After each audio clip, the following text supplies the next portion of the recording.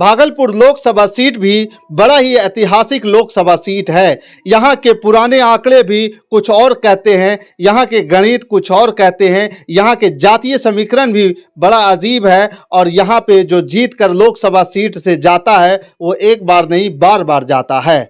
भागलपुर दंगों के बाद से नहीं हुई कांग्रेस की यहाँ पे वापसी। 2019 में जदयू के अजय मंडल ने यहाँ से इतिहास रचा था।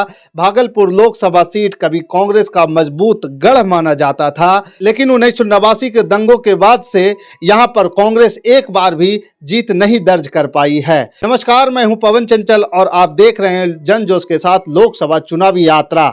आज हम बात करेंगे भागलपुर लोकसभा सीट के ऐतिहासिक गणित की, ऐतिहासिक आंकड़े की, ऐतिहासिक जातीय समीकरण की, जो कई बार बदलते रहती है।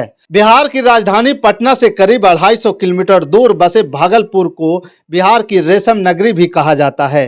भागलपुर की गिनती बिहार के सबसे ऐतिहासिक और प्राचीन शहर में की जाती है। पुराणों और महाभारत में इस क्षेत्र को अंग प्रदेश का हिस्सा माना जाता है। भागलपुर के निकट स्थित चंपानगर सूरवीर कर्ण की राजधानी मानी जाती रही है। हिंदू धर्म ग्रंथों में समुद्र मंथन के लिए जिस मंदार पर्वत का इस्तेमाल किया गया था वह यहीं स्थित माना जाता है। गंगा किनारे बसा यह क्षेत्र हमेशा से अध्यात्म और शिक्षा का केंद्र रहा है। पाल वंश के राजा धर्मपाल ने 9वीं ईस्वी के करीब यहाँ विक्रमशिला विश्वविद्यालय की स्थापना करवाई थी। इस विश्वविद्यालय में देश विदेश से छात्र पढ़ने आते थे। सनकी बख्तियार खिलजी ने इसे नष्ट करा दिया था।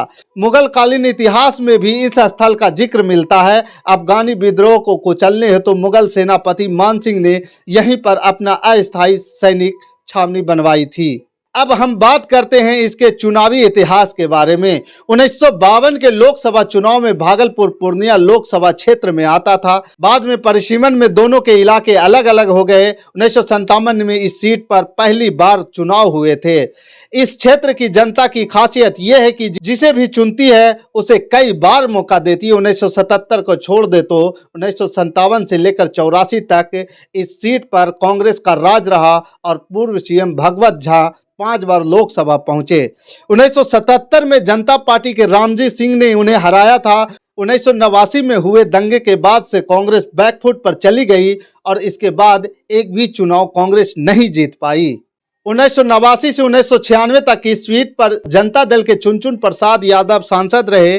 1998 में बीजेपी के प्रभाष चंद्र तिवारी ने पहली बार कमल खिलाया। 1999 में कम्युनिस्ट पार्टी के नेता सुबोध राय ने कब्जा कर लिया, लेकिन 2004 में बीजेपी के सुशील कुमार मोदी ने वापस सीट छीन ली। लगातार 2 बार बीजेपी के शाहनवाज हुसैन भी यहां से दिल्ली पहुंच चुके हैं। 2014 में उन्हें आरजेडी के शैलेश कुमार मंडल ने हराया था।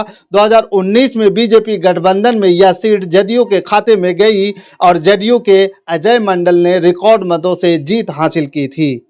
इस सीट की जातीय समीकरण की बात करें तो बड़ा ही नवीन है और बड़ा ही अद्वितीय है। इस सीट पर सामाजिक समीकरण बड़ी भूमिका अदा करता है सीट को जिताने में।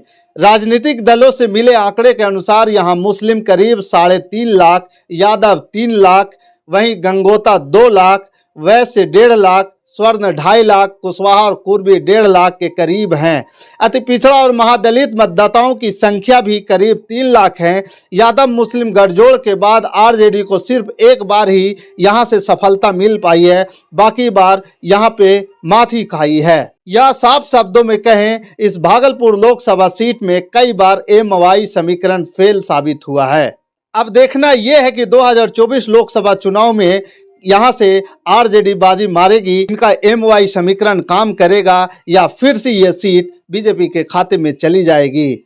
यहाँ देखना यह भी दिलचस्प होगा कि फिर से कमल खिलने वाला है या फिर आरजेडी का लालटेन जलने वाला है। बाकी आप कमेंट कर हमें जरूर बताइए कि आपके विचार में कौन सा बेहतर है और कौन सा पार्टी यहाँ से चुनाव जीतने वाला है। आप हमें कमेंट कर जरूर बताइए। हमारे साथ बने रहने के लिए धन्यवाद।